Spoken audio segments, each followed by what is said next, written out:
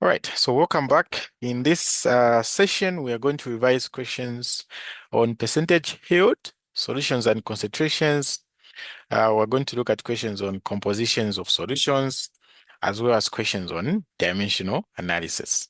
Okay, so as always, if I explain anything and you feel like you haven't understood it, okay, you're free to ask. Okay, just unmute yourself, and then you can ask your questions.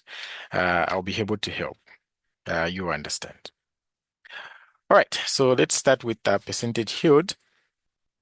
So we have two questions here to help us understand this concept. It's just a simple concept. Okay, we also did it at grade 12. So when you're finding the percentage yield,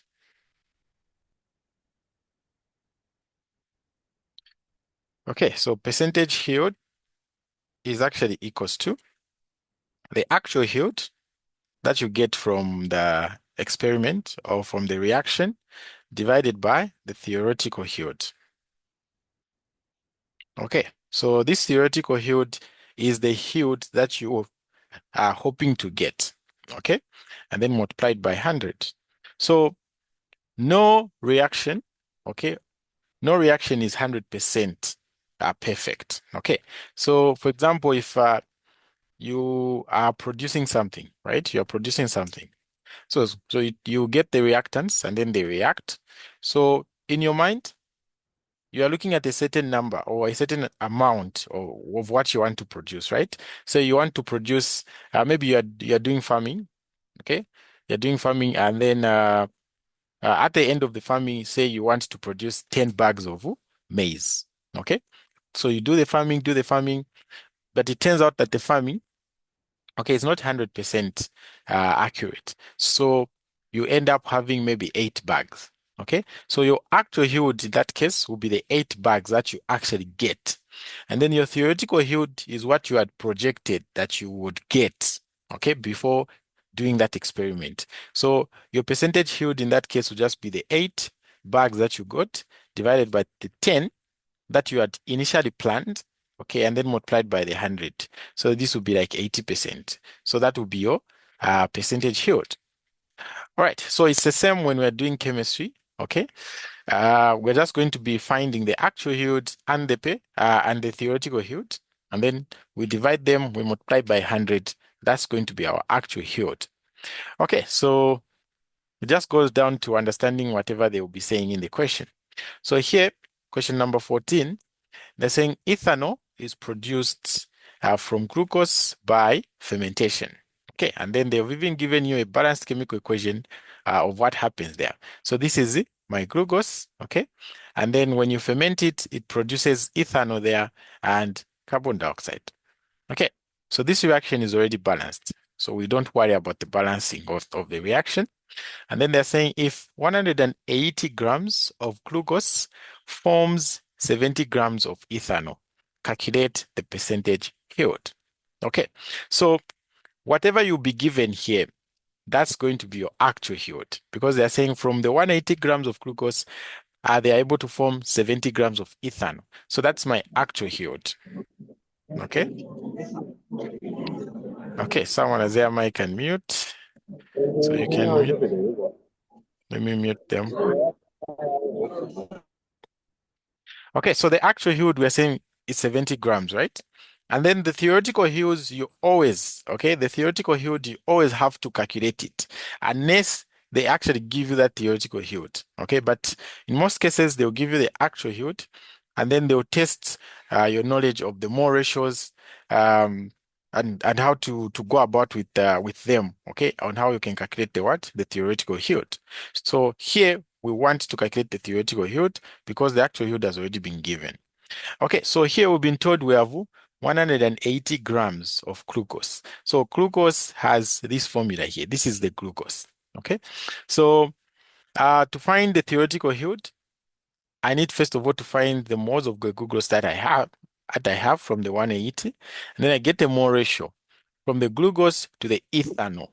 Okay, and then once I have the moles of the ethanol, I can calculate its mass, okay? Because I know that I can easily find its molar mass, okay? Because I have the molar masses from the periodic table there. So I'm just going to say the moles, okay, of the glucose, which has this formula here, is equals to 180 grams, okay, divided by the molar mass of glucose. So the molar mass of glucose, this is glucose here. So, okay, earlier in the day, we said, how do you calculate the molar mass of this? We're just going to say 6 multiplied by the molar mass of the carbon, which is 12.01, plus 12 multiplied by the molar mass of hydrogen, which is 1.01, and then plus 6 multiplied by the molar mass of oxygen, which is 16. Okay, so when you punch all this now into your calculator, you're going to get about 180.18. This will be grams per mole. Okay, so that's my molar mass of the glucose. So I'll divide by heat here. Okay, grams per mole. So meaning that what am I going to have? So I have 180 divided by 180.18. So that one gives me 0.999. Okay, I'll just end there 0. And these are just moles. Okay, so these are the moles of glucose. So once we have the moles of glucose, we can get the mole ratio between the ethanol and the glucose, and then that will help us find the moles of the ethanol. So you can see the mole ratio there is that 1 of the glucose gives 2 of the ethanol. So that is 1 to 2. That is my mole ratio. So this is ethanol, this is glucose. So here I have 0.9990 moles of glucose. How many moles am I going to have for the ethanol? So I'm going just to cross multiply there. So meaning that I'm going to have X is equals to this guy multiplied by 2. Okay, so I get 1.9980. And this will be moles, okay, of the ethanol. Okay, so now once I have the moles of the ethanol, I'll just need its molar mass to calculate the mass. So that mass that we are calculating is our actual yield that we expect from this reaction. Okay, so the molar mass for the ethanol will be 2 multiplied by the molar mass for carbon. Okay, so I'm following this formula. And then hydrogen, I can see 5 here plus 1, so that is 6 multiplied by 1.01 plus the oxygen, I can see 16. So this will be 2 multiplied by 12.01, okay, plus 6 multiplied by 1.01, okay, and then plus 16. So that one gives me 46.08 grams per mole. Okay, so that is the molar mass of this ethanol here. So to find now the mass, okay, we're going to use this formula. So remember, moles is equals to mass over the molar mass, right? So if I make mass the subject here, I'm just going to end up with mass is equals to moles multiplied by the molar mass. So the moles I have, it's this. So 1.9980 multiplied by the molar mass is that one. So that is 46.08. So this is just going to be 46.08 multiplied by 1.9980. So I'm finding my mass, okay, to be 92.6 .0, sorry. So 92.07 grams. Okay, so this mass of the ethanol that I've found here is our theoretical yield. Okay, so theoretical is always calculated unless you've been what? You've been given. All right, so having done that, we can now calculate the percentage yield. So I'll just say percentage yield, okay, is equals to the actual yield, which is 70, divided by the theoretical yield, which is 92.07. So this would say times 100. So this will give me what? So in brackets, you write 70 divided by, on your calculator, 92.07. Okay, and then you multiply by 100. So that one is going to give me a 76.03%. Okay, so that's the percentage yield for the question which we have on what is that, 14. Okay, so this is the percentage yield there. So any questions there, guys, on how we've done it? Any questions there?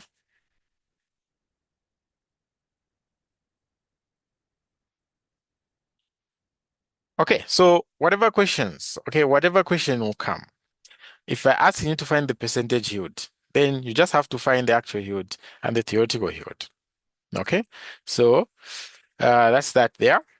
And then the other one there is straightforward because here they're saying a reaction has a theoretical yield of 25 grams of magnesium oxide, but only 18.2 grams is obtained. So meaning this one here is the actual yield, this one is the theoretical. So percentage yield will just be equals to the actual, which is 18.2 divided by the theoretical multiplied by 100. So this one is going to give me 18.2 divided by 25 multiplied by 100. So it's giving me a 72.8%. Okay, so that's the percentage yield there. All right, so that's it on the percentage yield. Okay, let's go to solutions and concentrations. So solutions and concentrations, okay, I'll be explaining as we solve. So here they're saying calculate the molarity of a solution prepared by dissolving 5.0 grams of sodium chloride in 250 milliliters of the solution. So molarity, okay, like this. This is just the concentration in moles, okay? So to find molarity, you're going to divide moles divided by, okay, moles divided by the volume. So now, when you're finding molarity, this volume here should always be in liters, okay? So sometimes they'll give you volume which is not in liters, so you have to convert it to liters. No wonder in our first lessons we are learning how to convert the units, okay? Because you need them as you go about solving other questions in chemistry. So the volume should always be in liters, okay? And then on top you have the moles. Then you divide those two, you get your molarity. So here I've been given the mass, okay? So I can use the mass to find the moles.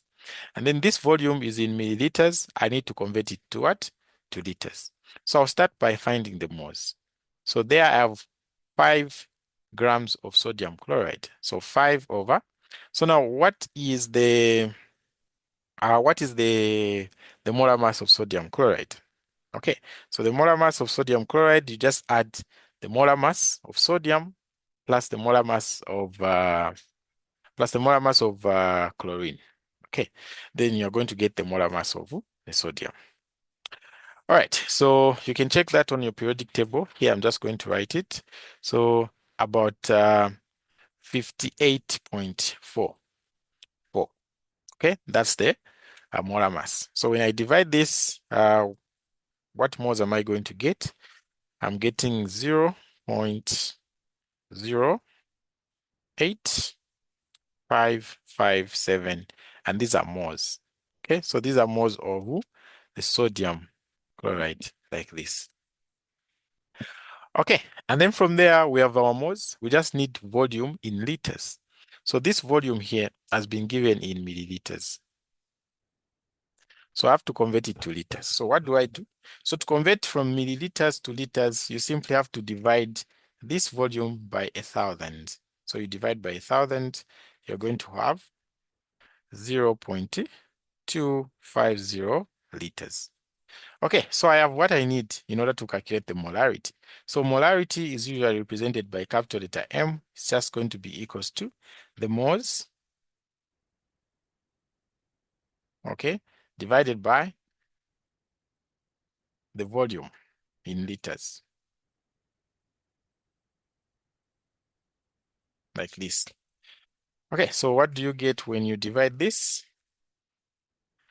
Okay, so I get 0.34228. The number continues to go. I'll just end here. This is moles per liter. Okay, so if you want, you can actually round it off to three significant figures. So you're just going to have 0.342 moles per liter. Okay, so that's the molarity there on part A. So if you have any questions, you can ask. Okay, so if there are no questions, I look at B, this one here. So B, they're saying, how many moles of solute are in 2.0 liters of 0.25 molar of sulfuric acid? Okay, so there, they have just given us the volume and they've given us the molarity. Then they want us to find the moles. Okay, so remember, molarity is equals to moles over volume. So now they want me to find the moles. So cross multiply moles is just equals to MV. Okay, so this will just be equals to, the volume is already in liters, so I just put it there, multiplied by the molarity, which is 0.25. So this one will give me my moles. Okay, so if I multiply 2 multiplied by 0.25, I get 0.50 moles. Okay, so that's the answer for part B. And then we look at question 17, which is on the dilution formula. Okay, so the dilution formula simply states that the number of moles, okay, before you dilute something and the number of moles after you dilute something, they are always the same. Okay, what changes is the concentration and the volume. Okay, so a good example is when maybe when you are making tea and then you put a lot of sugar. So the tea is too sweet. So what do you do to reduce the sweetness? Okay, you add more water, right? So that sweetness tells you the concentration of the sugar. Okay, and then the level of the water that you're going to have there in that tea tells you the volume. Okay, so when the concentration is so high, okay, when the concentration is so high, then the volume will not be, the volume will be less, okay? And then when the volume is a lot, the concentration will be less. So that's how they work, okay? So uh, meaning that the volume, okay, that you have before dilution is always less than the volume that you have after dilution, okay? And then the molarity or the concentration that you have before dilution, okay, is always greater than the concentration that you have after dilution. Okay, so we're just going to be using the dilution formula. So dilution formula, you can state it the way I did here. So concentration 1 multiplied by the volume 1 is equals to concentration 2 multiplied by the volume 2. Or you can write it as M1 V1 is equals to M2 V2. So these things here just represent the moles. So moles before dilution, moles after dilution, they are the same. No wonder we can be able to equate this. So now question A, they're saying what volume of 6 molar hydrochloric acid is needed to prepare 500 milliliters of 1 molar hydrochloric acid? Okay, so now when you're using the dilution formula, there's no need for you to change the volume to liters. Okay, you can use it the way it is because the units are going to cancel out. Okay, so they're saying what volume of this is needed to prepare this. Okay, so we are preparing these guys from this. So it means these ones will be my M2V2. Okay, so my M2 will just be 1, okay, molar. My V2 will just be 500 milliliters. And then my M1 is this guy here, 6 molar. So now I'm looking for the V1. Okay, so what will be my V1? So I'm using this formula here. So I make V1 the subject of the formula. So I divide throughout by M1. So it will be V1 is equals to M2 V2 divided by M1.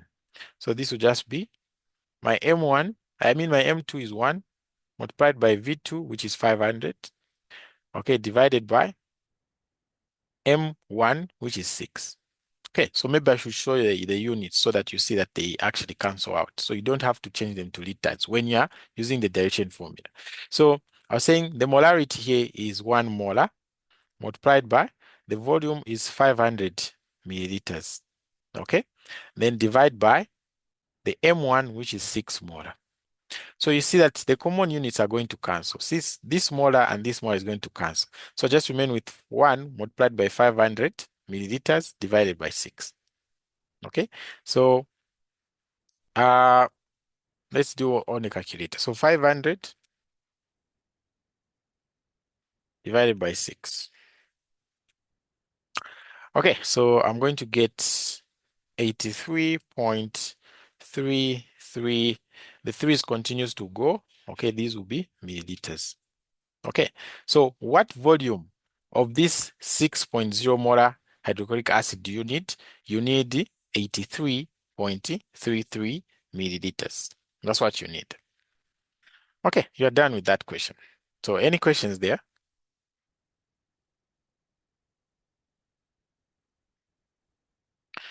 Okay, look at part B, still on the derivation formula. So part B, they're saying if 20 milliliters of a solution is diluted to 200 milliliters, and the final concentration is this, what was the original concentration? So here they've given me V1, this is V2, and this is M2. So I'm just looking for M1. So M1 will just be equals to V2, I should write it like this, M2 V2 divided by V1. So my M1, my M2 is 0.5 molar multiplied by my V2 is 200 milliliters divided by my V1 is 20 milliliters. So you see that what is common is going to cancel. This milliliter and this milliliter is going to go away. Okay, so I just remain with 0.5 molar multiplied by 200 divided by 20. Okay, so let's do that on the calculator. So 0.5 multiplied by 200 divided by 20. So what I get there is simply 5 molar. Okay, so the original concentration, okay, of this solution was 5 molar. And then after they diluted it to this level here, okay, the concentration became 0.05 molar. All right, so those are some of the insights when you're talking about concentrations and solutions. Okay, let's also talk about uh, composition of solutions. Okay, so composition of solutions is very simple to find. It's like you're finding a percent. Okay, so you know that a solution, okay, for something to be called a solution, it is made up of two things. Okay, there will be a solute and a solvent. Okay, this is what makes a solution. So you get a solute, for example, you get sugar, and then you get a solvent, which is water. You mix them. What you are going to have once you mix the solute and the solvent, that's going to be what? A solution. So if you are now talking about the composition of solutions, you are just finding out how much of the solution is the solute and how much of the solution is the solvent. So it's like you're just finding a percent. Okay, so let's look at what we've been given here. So here they're saying a solution is made up of 15 grams, okay, of potassium nitrate in water to form 300 grams of the solution. Okay, calculate the mass percent. So mass percent is just going to be equals to, since I'm calculating the mass percent of this guy here, the potassium nitrate, its mass is 15 grams. And then it is in a solution, okay, which has 300 grams. So I just multiply by 100. That will be my mass percent. Okay, so here I find 5%. Okay, so that's number 18. And then we look at question number 19 using this same concept. So here, question number 19, they're saying a solution contains 2.5 grams of uh, sodium hydroxide per 100 grams of a solution. Calculate the mass percent. Okay, so the mass percent again would just be the mass of the sodium hydroxide, which is 2.5 grams, divided by the mass of a solution, which is 100 grams, multiplied by 100. So this is going to give me a percent of 2.5%.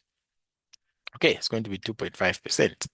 And then the other one, which is question B, someone has raised their hand. Walia Bennett. You have a question, sir?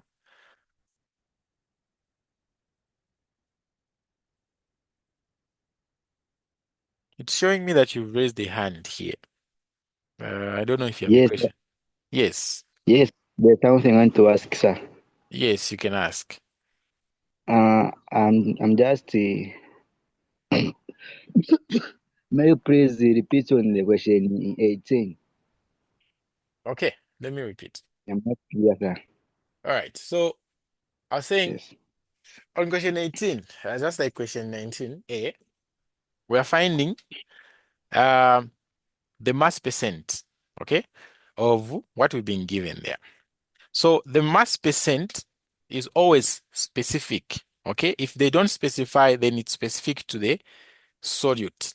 So a solute is something that you dissolve in water, right? Okay, so if you put the Yes. solute in water, which is a solvent, it will dissolve and they'll form a solution. So of that solution that you've made, okay, how much of that solution, okay, or what percent of that solution is a solute? That's what we are finding here, which is the mass percent. So this was the solute here, which is the potassium nitrate, right? Okay, it is dissolved in this water, and then it forms this solution that has the mass 300 grams. So what is the mass of the solute that was dissolving? The mass of the solid that was dissolving, we've been given that it is 15 here. Okay. And then the solution that formed after it dissolved had a mass of 300. So to find the mass percent, you just divide the mass of the solute divided by the mass of the solution, and then you multiply by 100 because it's a percent. So that's what I did here. And I found 5%. The one who asked Thank you that, very have much. you understood it? Yes, yes, sir. All right, amazing. All right, so it's basically the same thing that we did on question number 19A there. Okay, so the solid that dissolved had this mass, and then the solution where it dissolved had this mass. So you just divide those two, multiply by 100 to find the mass percent. Okay, so now the mass percent is very useful when maybe you want to find out um, how much, or I can say the mass of a certain solute, okay, in a given mass of a solution. So like this one here, B, they're saying calculate the mass of sodium hydroxide in 350 grams of a solution. So I'm just going to use the mass percent there. So I'm going to say mass of sodium hydroxide is equals to the mass percent, which is 2.5%. Okay, so 2.5% is the same as 2.5 over 100. So this guy, I'm going just to multiply it with the mass that I have there. Okay, we are doing this same thing when we're finding the empirical formulas. So the mass that I was given there is 350 grams. Okay, so you multiply this to find what mass will be in that 350 grams of a solution. I'm finding 8.75 grams. Okay, so of the 250 grams of the solution, 8.75 grams will be sodium hydroxide. Okay, so that's how we do that one. All right, so any questions there, guys?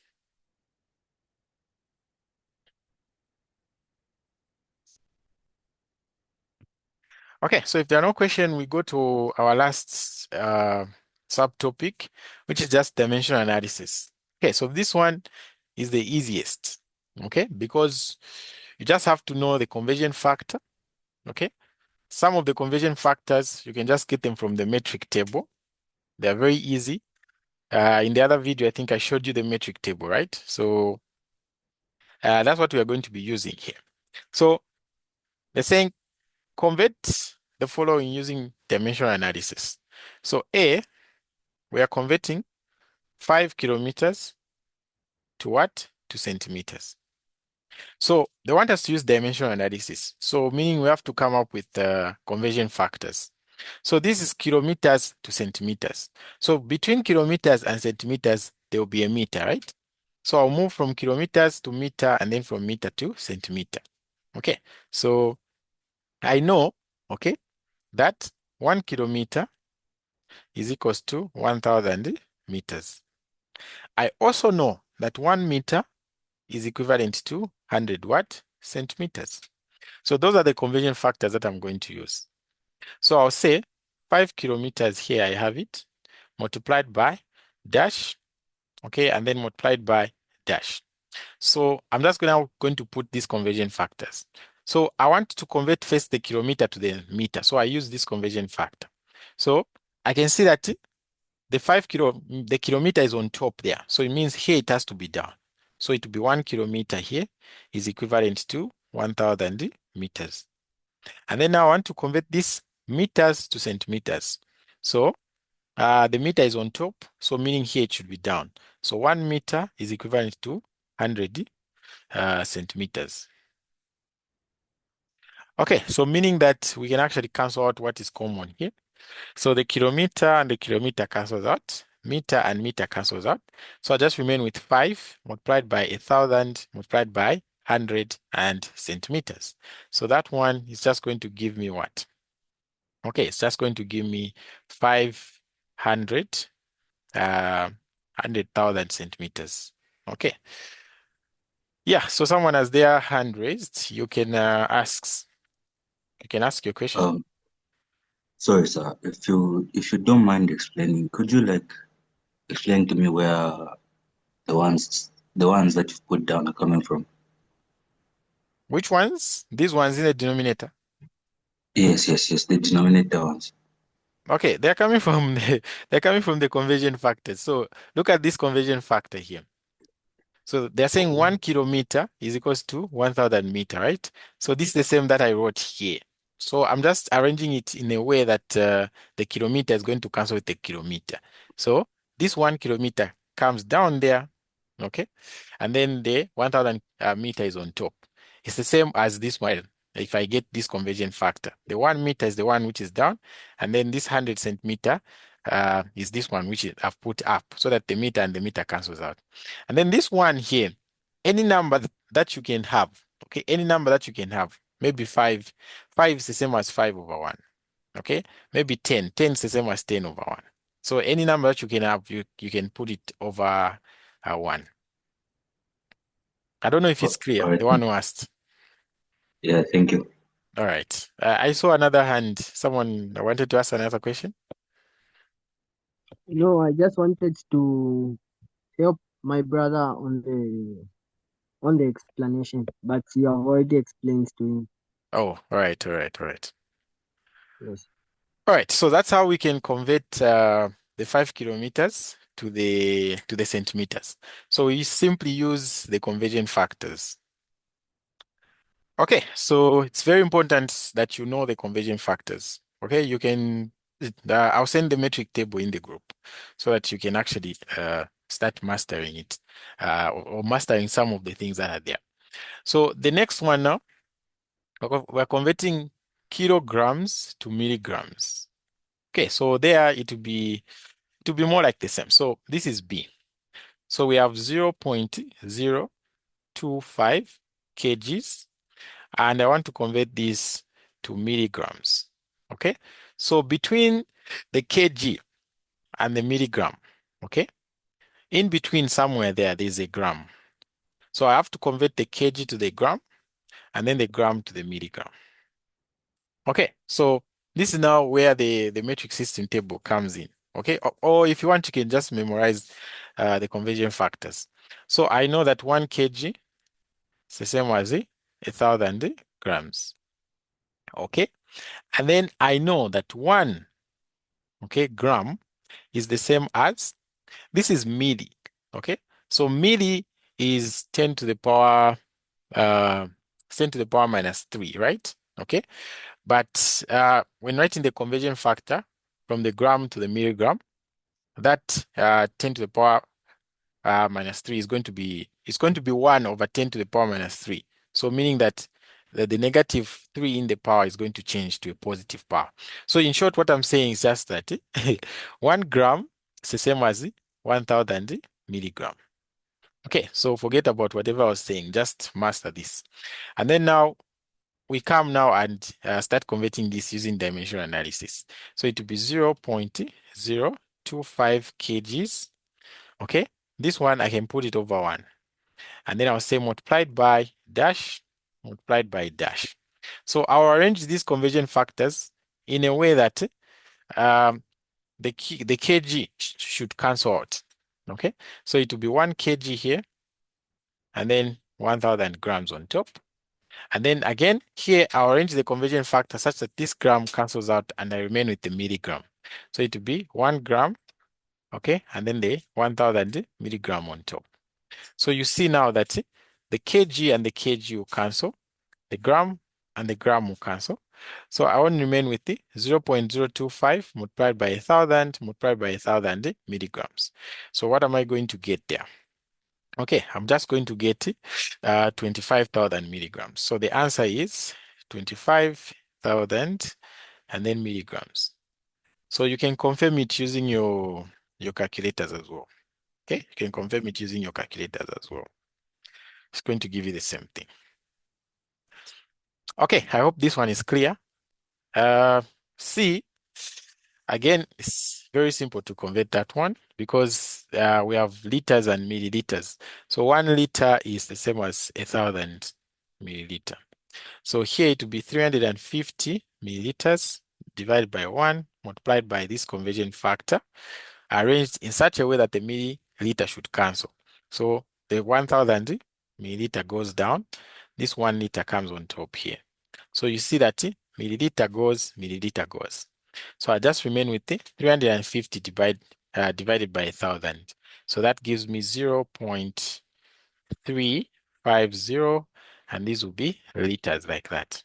Okay, so 350 milliliters is the same as 0.350 liters. All right, and then the other one there is temperature conversion. I don't know why I put the temperature here, because for the temperature you can't use dimensional analysis. Okay, because for the temperature you have a fixed formula which we use. So we said the temperature in kelvins is the same as the temperature in degrees plus 273.5, like this. So I'm just going to say the temperature in kelvins here is, there I have 25 degrees, okay, plus 273.15. So this is going to give me 298.15 kelvins. Okay, so 25 degrees Celsius is the same as 298.15 kelvins. So that's actually the room temperature, right? Yeah, so that's actually the room temperature. So when you'll be reading in some of those textbooks for chemistry, they will give the room temperature as 298.15 kelvins. Just know that it's the same as 25 degrees Celsius. Okay, so temperature conversions are not hard. I also sent a video in the group where I was doing a number of questions on it. Otherwise, we look at question 21, this one here. So question 21, they're saying the speed of sound is 343 meters per second. Convert this speed to kilometers per hour. So there we need two conversions, okay? The one that converts the meters to the kilometers and the one that converts the seconds to the hours. So we know that 1 kilometer is equals to 1,000 meters. Okay, and then we know that 1 hour is equals to 60 minutes, right? Okay, and in each minute, there is 60 seconds.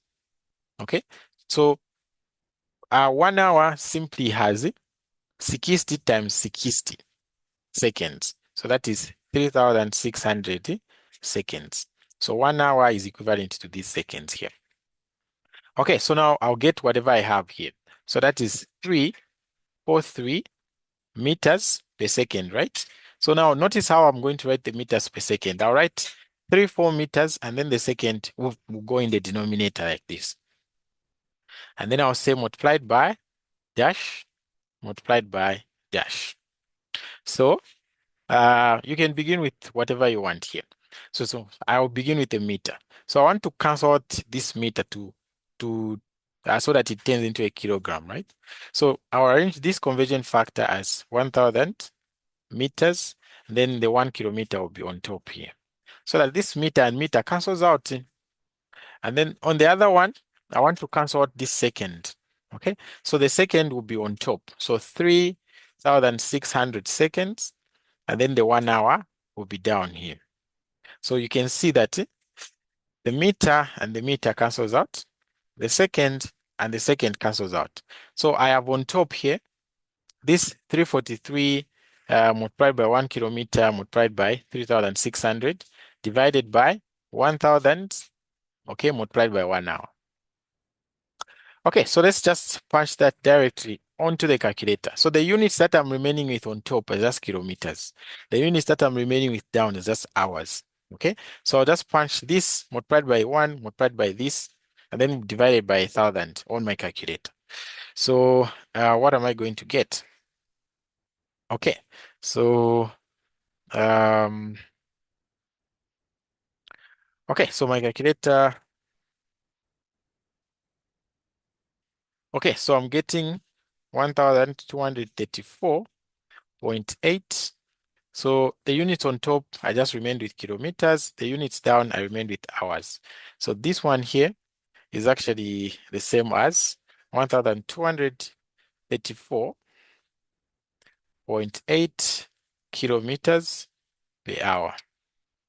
Okay, so we have converted that guy there from the meters per second to the kilometers per hour. So any questions there, guys?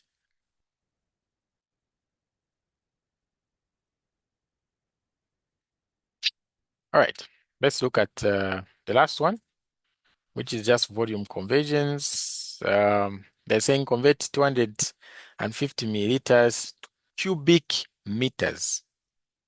Okay, convert 250 milliliters to cubic meters. Okay, so there, first of all, you have to understand two conversion factors. Okay, the first one, is that okay, I will say the first one is that 1 cubic meter is the same as 1,000 liters. Okay, and then we also know that 1 liter is the same as 1,000 what? Milliliters, right? We remember that conversion factor because we used it here.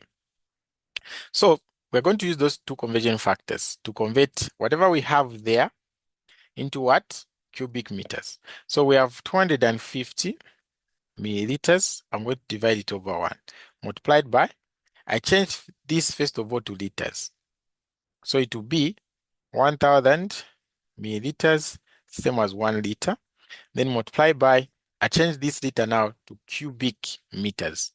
So I want the liter to cancel. So 1,000 will go in the denominator there. Then 1 cubic meter like that. So you see that milliliter cancels out, liter and liter cancels out. So I just have 250 multiplied by 1 divided by 1,000. Of course, the 250 has the cubic meter there. So it's 250 meter cubic over 1,000, like this. Okay, so we can divide that in order to find the answer there. So what are we going to do there? Okay, so I'm going to say, okay, are we correct there? No, we are not correct because we are supposed to multiply this multiplied by this. Okay, so you didn't see it as well. So this is 1000 multiplied by 1000 in the denominator there, because I'm multiplying this and this. So this is going to be equals to, okay, so punch on my calculator, 250 divided by, in brackets, 1000 multiplied by 1000. Okay, so I get 2.50 multiplied by 10 to the power minus 4 cubic meters like this. So this is what is showing on my calculator. All right, so that's all on that one. And then change these to liters. You can actually do that. So just follow what we did here. So it can be your exercise there. Okay, so we're going to end here.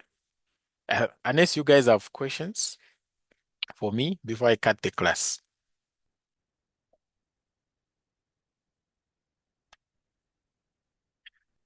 All right, so if there are no questions, I'll end here. If you have more questions, you can just simply send in the group.